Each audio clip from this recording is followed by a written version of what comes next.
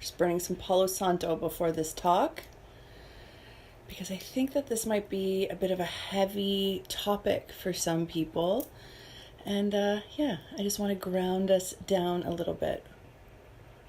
So this is Palo Santo. And, there we go. So this is Palo Santo. And you light it, and then it burns, and it smells so heavenly. It really does. It smells so heavenly. All right, goddesses and goddesses and everyone else who's watching. I posted something today, and I posted a little meme thing that said, "Do not allow your loneliness to lower your standards." Let's say it again. Do not allow your loneliness to lower your standards. It's a big pill for some people. And that I know that when I posted that this morning, that it really did impact some of you. That some of you had now kind of gone on through your day being like, oh, that means something to me, and I'm not entirely sure what exactly that means. But I know that I'm feeling it, so what exactly am I feeling? So loneliness is interesting. I could pretty much say that almost everybody I know, I'm sure almost all of you, fully know and understand what it means and what it feels like to be lonely.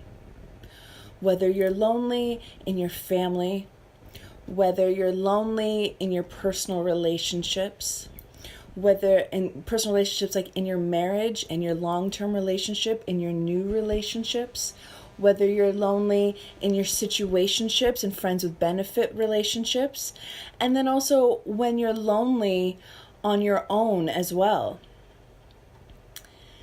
So it's a big feeling. It really is. It's a really big feeling that a lot of people struggle with. And to be fair, we haven't really learned and taken the time to learn how to move through loneliness. We haven't really had that opportunity to learn how to move through loneliness in a healthy way. So we learn how to socialize with people, we learn how to get out there, we learn how to put ourselves out there, but to move through the intense emotion of loneliness is a whole other ballgame, and one that I know most of us, including myself, can definitely relate to. So, lonely. I mean, when we're feeling lonely, we do all kinds of different things, whether they be good or bad for us, right? I mean, I know myself, I've gotten into relationships with people of all kinds just because I was feeling lonely. And however, I wasn't able to identify it. I wasn't able to understand and identify that that is what I was responding to, that that is the emotion that I was trying to feel through. If we're truly in our flow, we will still experience loneliness. It is a valid emotion. It is an important emotion, and I think it's an emotion that we really need to work towards to mastering within ourselves and what it means and the impact that it has in us. But first, let's start with what is loneliness, right? What is it? What does that mean? Is it about being alone all the time? Because like most of you would say no, because some of you who are watching this know that you're feeling really lonely and you're surrounded by tons of people. You're in a relationship with someone, right? So being lonely doesn't necessarily mean being alone with people. And it's not really an external emotion that manifests itself in that way. What I find is that loneliness is an internal process, an internal struggle, an internal emotion that is based and rooted, excuse me, that is rooted in the emotion of fear. Loneliness is a form of fear. And that's just what that is, right? We feel lonely because it's almost like we feel sorry for ourselves. We feel sorry for ourselves, and then we start to feel like nobody cares about us, that we don't care about us, right? We start to push off the accountability of what it means and what it's doing to us and what we're allowing that emotion to be within us. It's interesting. I mean, I'm sure some of you can really understand what that lonely feeling is, but loneliness it can be a self-loathing, it can be a sadness, it can be facing some darkness that's inside of you, it can be facing an emptiness that we're trying to mask in so many different ways. And we've kind of become this generation of fuck it, right? We really have. We've kind of become this generation of fuck it and who cares, and we're fucking all the time other people. We're fucking each other over. We're trying to fuck ourselves through this false sense of power and ownership and temporary satisfaction. And that's something that I've learned.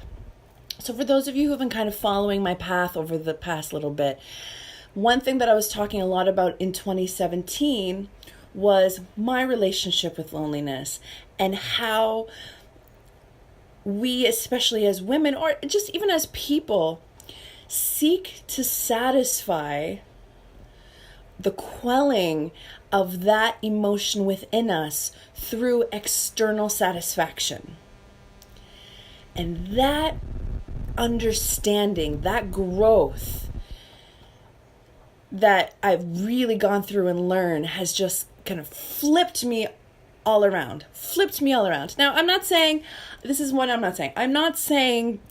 that even if, you go through all this stuff and you master all your emotions and you understand, you have the awareness of loneliness, that you're not ever going to feel it. You are going to feel it. It's part of it.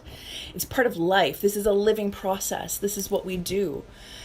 However, as a single woman and being single in recent years and seeking to seeking to quell that feeling of loneliness within me, it manifests itself in a bunch of different ways. I'm sure some of you can relate, right? Some of us who are feeling lonely will go out and we'll go drinking and we'll party all the time and we smoke cigarettes and we do all this stuff and we dance and that, that can be a really wonderful way to kind of, and we'll get to it, how to overcome loneliness.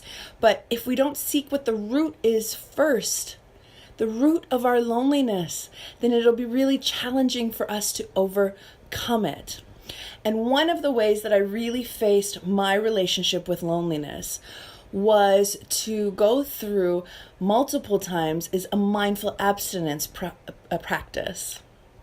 So some of you are like, mindful abstinence, what is she talking about? Right? And mindful abstinence, for me and in my experience, was about taking a step back from immediate gratification and reflecting and really taking a moment to understand why I was craving that immediate gratification, right?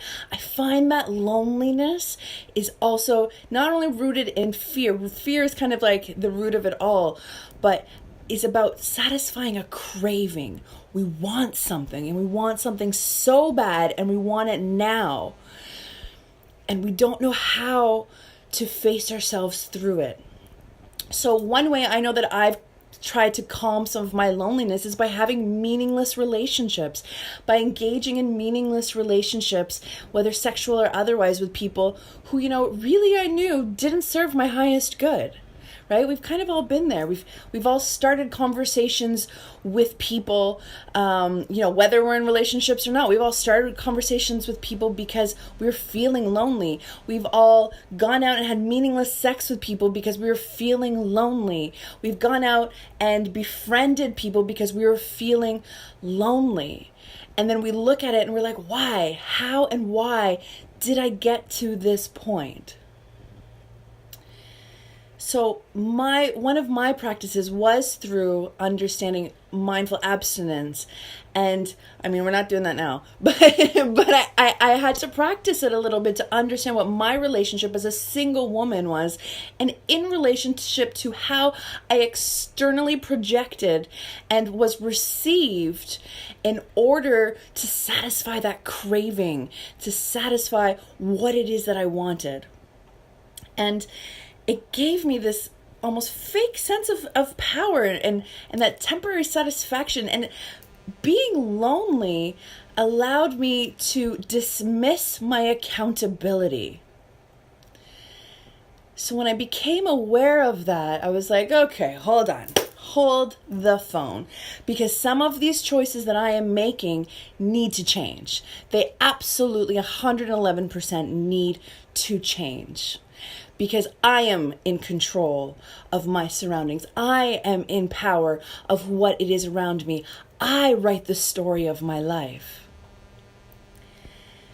When we engage with other people sexually, sexy texting, over messages, when we allow people to come into our lives, we exchange with them, whether that's energetically or if you are, getting in bed with them, right? We literally are allowing somebody to be within us.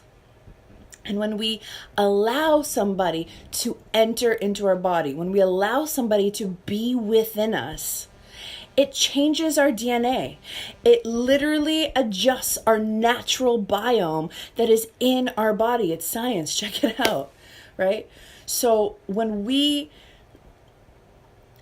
say yes to satisfying an immediate gratification instead of looking at the long-term impact, when we say yes to reacting versus responding, we are satisfying and feeding the craving of being lonely even further. This is why when I talk about safe sex, safe relationships, all of that stuff, I'm not just talking about condoms. Safe sex is not just limited to condom use anymore. Safe sex also needs to include who we are having sex with, not just how we are having sex. I want to say that again. Safe sex is not only how we are having sex, but who we are having sex with. Because that is how we can start to understand how our choices feed our loneliness. Loneliness, like I said, is a derivative of fear. Fear is not real. You can literally read up on a whole bunch of different gurus and shamans and spiritual people and light workers and all those beautiful, beautiful souls that walk this earth. And they'll all agree that fear is not real. Danger is real. Danger requires a response.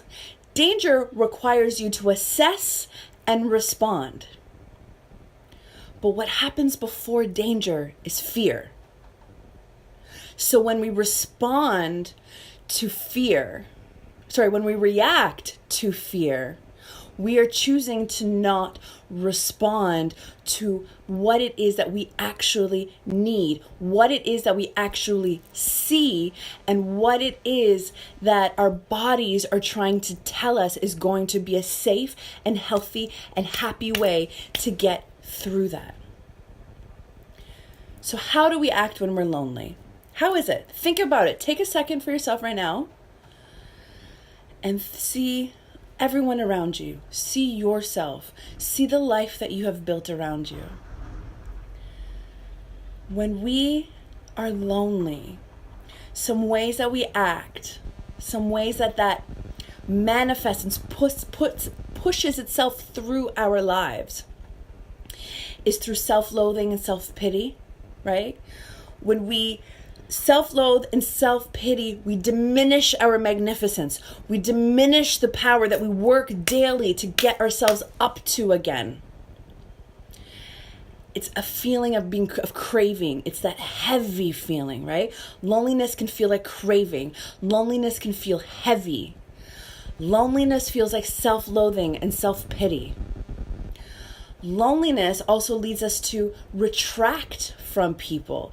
It asks us to back away from people and not seek out healthy and happy behaviors, right? So don't forget, loneliness is also a bit of a trickster, okay? Loneliness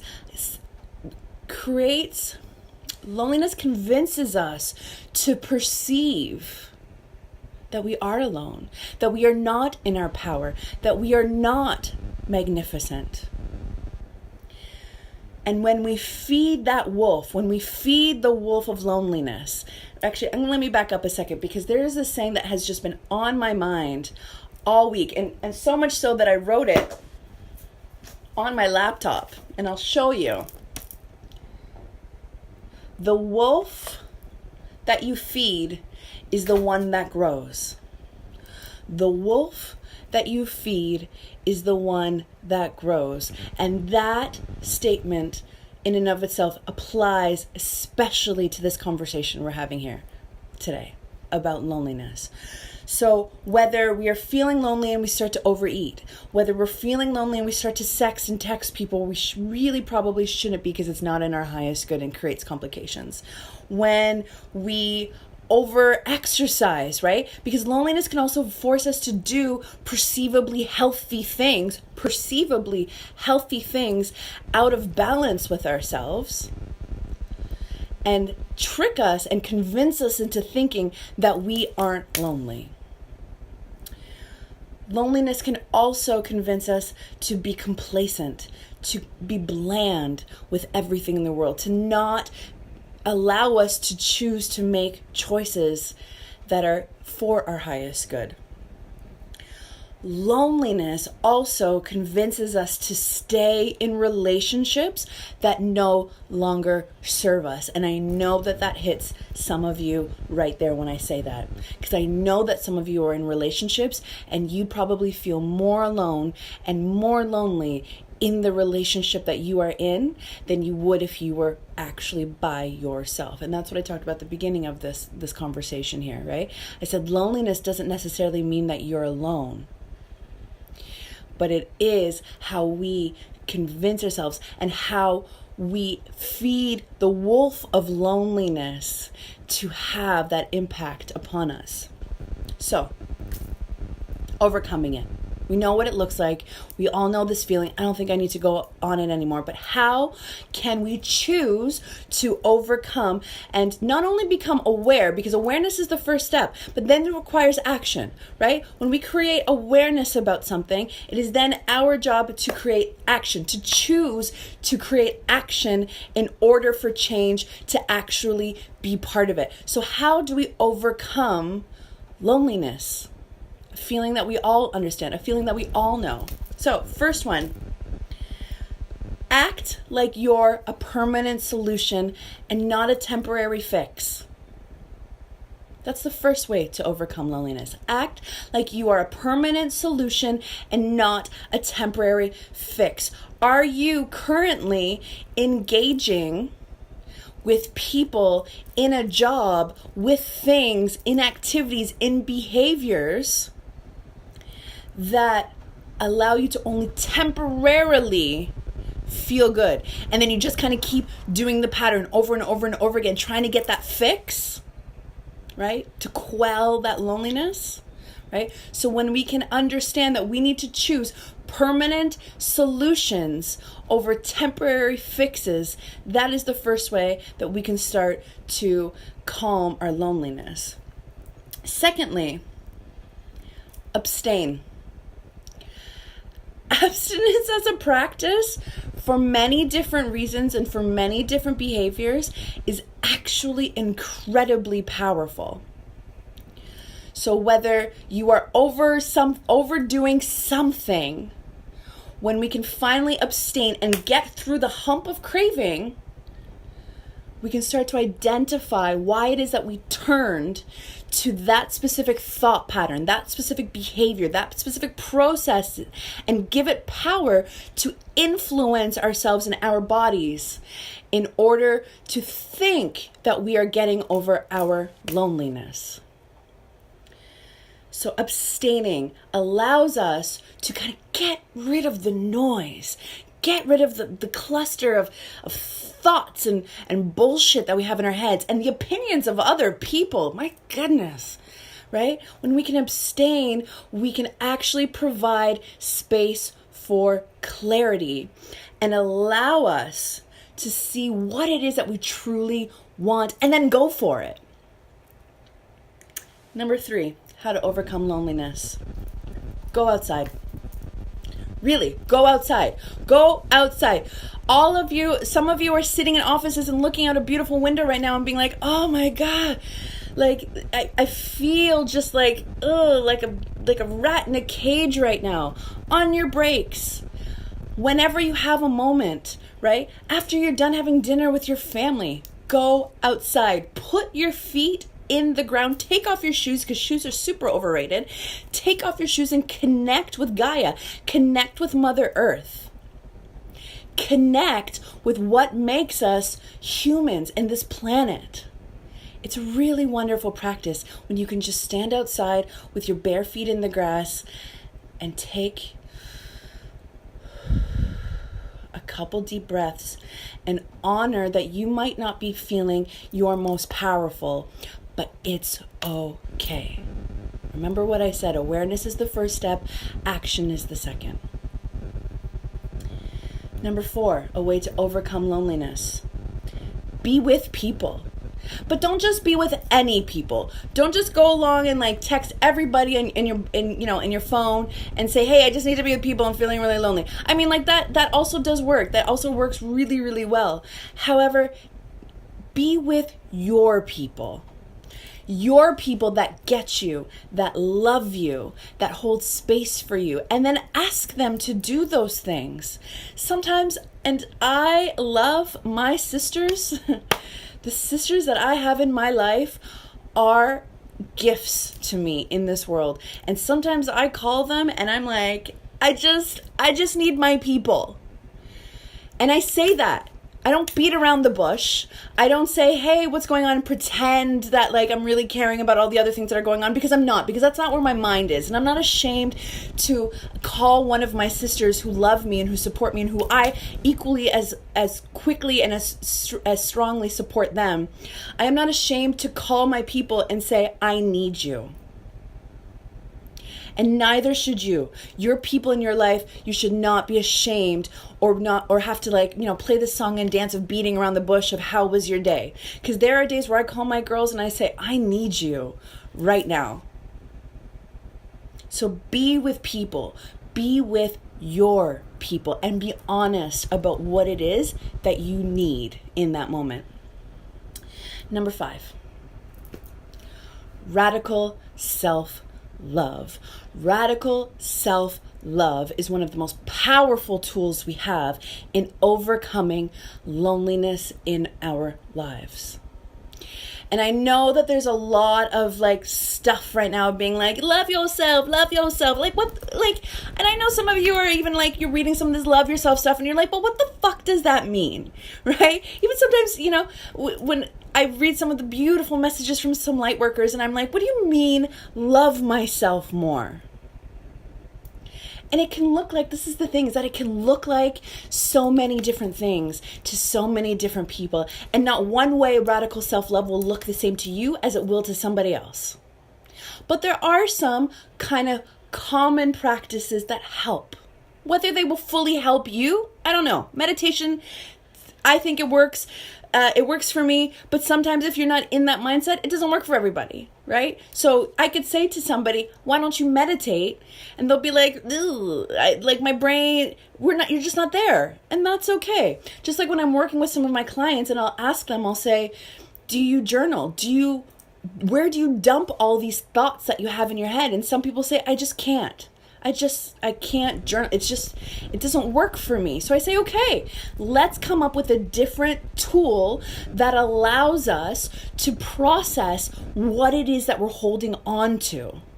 So radical self-love looks like investing in yourself.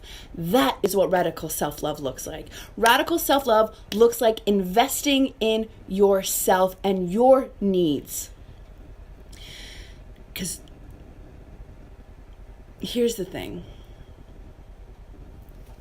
Loving yourself is the most intimate act you will ever have and that you will ever do. Sharing with other people, giving birth, those are beautiful. Those are magnificent experiences that we go through. But the act of self-love and truly loving and accepting everything about you is the most intimate relationship that you will ever nurture in this life period. So radical self-love can be something like going to yoga, like meditating, like journaling, like cooking your favorite fucking meal because you're starving and all you've been doing is craving that lasagna and all you want to do is eat it and who cares how many calories it is, right?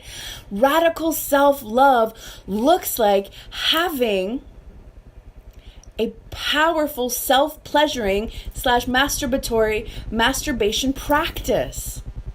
Right? I've talked about this with some of you before, right? We do not put the onus of pleasure on another person. We share that experience with another person.